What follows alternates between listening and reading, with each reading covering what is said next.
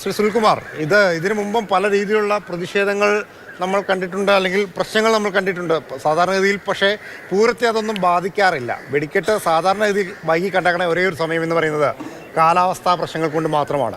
പക്ഷേ അനാവശ്യ നിയന്ത്രണങ്ങൾ, നിങ്ങളെല്ലാവരും അവിടെ ഉണ്ടായിരുന്നു, പല പ്രശ്നങ്ങൾ പരിഹരിച്ചത് നിങ്ങളെല്ലാം ഒരുമിച്ചാണ്. പക്ഷേ അനാവശ്യ നിയന്ത്രണങ്ങൾ ആ പ്രശ്നത്തെ കൂടുതൽ വഷളാക്കിയല്ലേ? ഇതിൻ്റെ ഒരു ആവശ്യമുണ്ട്. പോലീസ് കുറച്ച് പോലീസിന്റെ ഭാഗത്തൊരു എക്സസ് ഉണ്ടായിരുന്നുള്ള സത്യം തന്നെയാണ്. പക്ഷെ അത് പരിഹരിക്കാൻ നമ്മൾ പരമാവധി ശ്രമിക്കുകയും പക്ഷെ അത് നമുക്ക് നിയന്ത്രണത്തിന് വിധേയമാകാത്ത രീതിയിലേക്ക് അത് കൊണ്ടുപോവുകയും ചെയ്തു. പക്ഷെ പിന്നീട് ചർച്ച നടത്തി നമ്മൾ പ്രശ്നങ്ങൾക്ക് പരിഹാരം ഉണ്ടാക്കി. ഇപ്പോ അത് വെടിക്കെട്ട്, ഞാനിപ്പോ പൂരപ്പറമ്പിലാണ് നിൽക്കുന്നത്, വെടിക്കെട്ട് പൊട്ടിക്കാനുള്ള നടപടിക്രമങ്ങൾ പൂർത്തീകരിച്ചു കഴിഞ്ഞിട്ടുണ്ട്. ഒരു അരമണിക്കൂറിനകത്ത് വെടിക്കെട്ട് നടക്കും. ബാക്കി ഇനി അടുത്ത വർഷത്തെ പൂരത്തിന് ഇതിപ്പോ ഓരോ തവണയും വരുന്ന ഉദ്യോഗസ്ഥന്മാര് അവരുടെ നിയന്ത്രണത്തിന്റെ അടിസ്ഥാനത്തിലാണ് പല കാര്യങ്ങളും നടക്കാറുള്ളത്. പക്ഷെ എന്നാലും തൃശ്ശൂർ പൂരത്തിന്റെ ഒരു സ്പിരിറ്റ് പലപ്പോഴും പല ഉദ്യോഗസ്ഥന്മാർക്ക് മനസ്സിലാകാത്ത ചില പ്രശ്നങ്ങൾ ഇതിനകത്ത് ഉണ്ടായിട്ടുണ്ടെന്നാണ് എനിക്ക് തോന്നുന്നത്. കാരണം ഇതിന്റെ സംഘാടകരായിരിക്കുന്ന ആളുകളുമായിട്ട് പരമാവധി സഹകരിച്ചും അവരുമായി ചർച്ച നടത്തിയും നിയന്ത്രണങ്ങൾ ഏർപ്പെടുത്തുക എന്നുള്ളതാണ് ഇവിടെ നടത്തി വരാറുള്ള രീതി. കാരണം പല നിയന്ത്രണങ്ങളും ഈ നടത്തിപ്പുകാരുമായിട്ട് കൂടി ചർച്ച നടത്തി അവരെയും കൂടി ബോധ്യപ്പെടുത്തി കൊടുത്തിട്ടാണ് കാര്യങ്ങൾ ചെയ്യാറുള്ളത്. അപ്പൊ അതിന് പകരം ചില സന്ദർഭങ്ങളിൽ ഉണ്ടാകുന്ന ചില ആവശ്യമില്ലാത്ത ഇടപെടലാണ് ഇത്തരം കാര്യങ്ങളിലേക്ക് എത്തിച്ചിരിക്കുന്നത്. ഏതായാലും അത് പരിഹാരം കണ്ടിരിക്കുകയാണ് ഇപ്പോ. അത് എന്തായാലും നമ്മൾ നേരത്തെ പറഞ്ഞ പോലെ മുമ്പ് വെടിക്കെട്ട് മാറ്റിവെക്കുന്ന സ്ഥിതിയൊക്കെ ഉണ്ടായിട്ടുണ്ടെങ്കിൽ ഇപ്പൊ ഞങ്ങളത് മാറ്റിവെപ്പിച്ചിട്ടില്ല. അത് വെടിക്കെട്ട് നടത്താൻ അവർ ചർച്ച നടത്തി രണ്ടു കൂട്ടരും വെടിക്കെട്ട് നടത്താനുള്ള എല്ലാ ഒരുക്കങ്ങളും ഇപ്പൊ 99% പൂർത്തീകരിച്ചു കഴിഞ്ഞിരിക്കുകയാണ്. അപ്പൊ ആ പ്രശ്നത്തിന് പരിഹാരമായി. അല്ല, ഈ പ്രശ്നത്തിന് പരിഹാരമായെന്ന് പറയുമ്പോഴും നമ്മൾ ഈ സാധാരണ ഇതിലൊരു പൂരം എന്ന് പറയുന്നത് ഒരു ക്ഷേത്രോത്സവവുമായി മാത്രം ബന്ധപ്പെട്ട്, പ്രത്യേകിച്ച് തൃശ്ശൂർ പൂരം, നമ്മൾ അങ്ങനെയല്ല തൃശ്ശൂർ പൂരത്തെ കണ്ടിട്ടുള്ളത്. നമ്മളിതൊരു നാടിൻ്റെ സാംസ്കാരികോത്സവമാണ്. അപ്പോൾ കേരളത്തിൻ്റെ വിവിധ ഭാഗങ്ങളിൽ നിന്നുള്ള ആളുകൾ അതിന് ഒരു ആഘോഷമായി തന്നെ കണ്ടുകൊണ്ടാണ് വരുന്നത്. അവരുടെ ഒരു പൂർണ്ണത എന്ന് പറയുന്നത് ഈ സസ്പെൻസുകൾ ഒളിഞ്ഞിരിക്കുന്ന വെടിക്കെട്ട് കണ്ണുകൾ കൊണ്ട് കാണുക എന്നുള്ളതാണ്. അപ്പോൾ അതെല്ലാം നഷ്ടമാകുന്നതിന്റെ ഒരു വേദന ജനങ്ങൾക്കും ഉണ്ടാവില്ലേ? അത് തീർച്ചയായിട്ടും അതാണ് ഇതിൽ ഏറ്റവും വലിയ പ്രശ്നം. എന്താ വെച്ചാല് ഒരുപാട് ആളുകൾ പല സ്ഥലത്തുനിന്നും പല സ്റ്റേറ്റുകളിൽ നിന്നും ജില്ലകളിൽ നിന്നും വന്ന് ഈ വെടിക്കെട്ടിന് വേണ്ടി കാത്തിരുന്നവരൊക്കെ നിരാശരായി പോയി എന്നുള്ളതാണ് ഏറ്റവും വലിയ വിഷമമുണ്ടാക്കിയ കാര്യം. അതുകൊണ്ടാണ് ഇതിനിപ്പോൾ ഇപ്പോഴും കുറെ ആയിരക്കണക്കിന് ആളുകൾ തടിച്ചുകൊണ്ട് നിൽക്കുകയാണ്. അപ്പൊ ഇതിനി മാറ്റിവെക്കുക എന്ന് പറഞ്ഞാൽ അത് നടത്തില്ല, അത് കഴിയില്ല എന്നുള്ളതുകൊണ്ടാണ് ഏതായാലും ഇങ്ങനൊരു സംഭവം ഉണ്ടായി. ഇനിയിപ്പോ അതിന് പരിഹാരം എന്ന നിലയിൽ ചെയ്യാന്നല്ലാതെ വേറെ മാർഗം നമ്മുടെ മുമ്പിലില്ല. ഏതായാലും താങ്കൾ പറഞ്ഞത് ശരിയാണ്. തൃശ്ശൂർ പൂരം എന്ന് പറഞ്ഞാൽ ഏതെങ്കിലും ഒരു പ്രത്യേക വിഭാഗത്തിന്റെ പൂരമായിട്ടല്ല ആൾക്കാർ കാണുന്നത്. ഇതിന്റെ എല്ലാ ചടങ്ങുകളും ജനങ്ങൾ ആസ്വദിക്കുന്ന ചടങ്ങുകളും ഒക്കെയാണ്. പക്ഷെ അതങ്ങനെ ആവുന്നതിന് പകരം ഇങ്ങനെ ഒരു നിർഭാഗ്യകരമായ സംഗതിയിലേക്ക് എത്തിക്കുക എന്നുള്ളത് നമ്മൾ ആരും തീരെ പ്രതീക്ഷിക്കാത്തൊരു കാര്യമാണ്. എന്തുകൊണ്ട് അങ്ങനെ സാധാരണ എത്ര പ്രശ്നങ്ങളുണ്ടെങ്കിലും പൂരം നിർത്തിവെക്കുക എന്ന് പറയുന്ന നിലയിലേക്കൊന്നും വരാനൊരു സാഹചര്യം ഉണ്ടായിരുന്നു. പക്ഷെ അങ്ങനെ സംഭവിച്ചു പോയി. പക്ഷെ ഞങ്ങൾ രണ്ടുകൂടെയും അതിന് പരിഹാരം തന്നെ ചെയ്തു. കാരണം വികാരപരമായി നിൽക്കുന്ന ആളുകളായി മാറിയപ്പോൾ നമുക്ക് പലപ്പോഴും അത് നിയന്ത്രിക്കാൻ തന്നെ കുറച്ച് സമയം എടുത്തു എന്നുള്ളതാണ് സത്യം.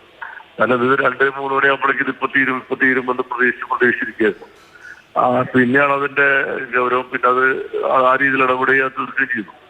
അപ്പൊ ഇങ്ങനെ ആരും പ്രതീക്ഷകാരല്ല ഇങ്ങനെ സംഭവിക്കുന്നത്.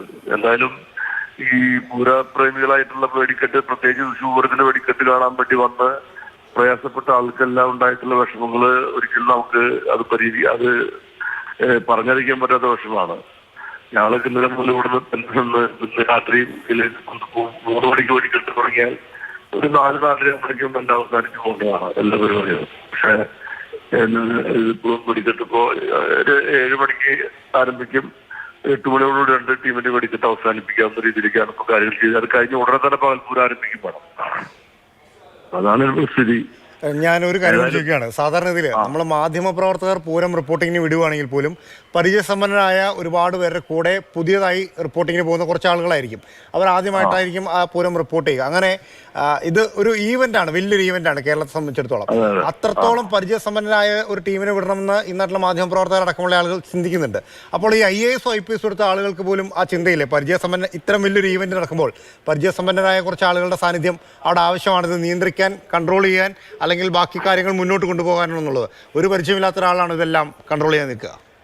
അതായത് ഇവിടെ താങ്കൾ പറഞ്ഞത് ശരിയാണ്. ഇവിടെ സാധാരണ പോലീസ് ഡിപ്പാർട്ട്മെന്റിൽ തൃശ്ശൂർ പൂരത്തില് പരിചയമുള്ള ആളുകളെ സാധാരണ തൃശ്ശൂർ പൂരം ഡ്യൂട്ടിയിലേക്ക് ഇട്ട് ഈ കാര്യങ്ങൾ ചെയ്യാന്ന് പറയുന്ന പരിപാടിയാണ് നടക്കുക. ഇപ്പൊ ഈ ഇലക്ഷൻ പ്രഖ്യാപിച്ചുകൊണ്ട് ഇതിപ്പോ ഇലക്ഷന്റെ കാലമായതുകൊണ്ടുള്ള ഒരുപാട് പ്രശ്നങ്ങൾ ഇവിടെ നേരിടുന്നത് ഞാൻ മനസ്സിലാക്കി. കാരണം ഇവിടെ വന്നിരിക്കുന്ന പോലീസ് ഉദ്യോഗസ്ഥരാണെങ്കിലൊക്കെ ആ രീതിയിലൊക്കെ ചെറിയൊരു കുഴപ്പം ഉണ്ട്.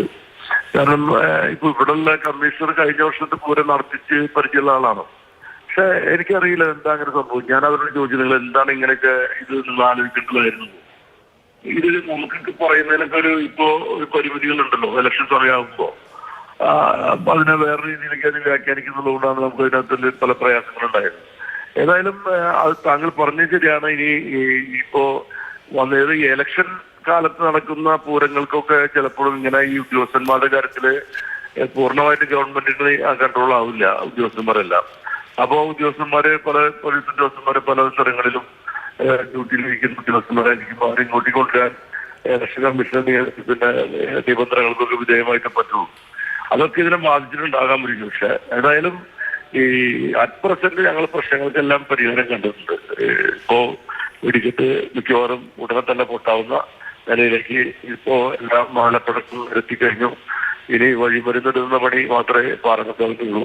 അത് കഴിഞ്ഞാൽ 10 മിനിറ്റിനകത്ത് 5 മിനിറ്റിനകത്ത് തിരുവമ്പാടിയിലെ വെടിക്കെട്ടും പൊട്ടാവുന്ന കണ്ടീഷനിലേക്ക് എത്തിയിട്ടുണ്ട്. അപ്പൊ കാര്യങ്ങളെല്ലാം ഡിലേ വന്നെങ്കിലും ആയിട്ടെല്ലാം ശുഭമായി പര്യവസാനിക്കുന്ന നിലയിലേക്ക് എത്തിയിട്ടുണ്ട്. എല്ലാവരുടെയും സഹകരണം ഉണ്ടായിരുന്നു. ഞങ്ങൾ എല്ലാ രാഷ്ട്രീയ പാർട്ടികളും ഇതിനകത്ത് ഇടപെടുകയും ഒക്കെ ചെയ്തിട്ടുണ്ട്. ആരും അതിനകത്ത് അങ്ങോട്ടും ഇങ്ങോട്ടും മാറിയും പറ്റില്ല എന്നതാണ്. തൃശ്ശൂരിന്റെ കാര്യത്തിൽ അങ്ങനെ തന്നെയാണ് നടക്കാറുള്ളത്.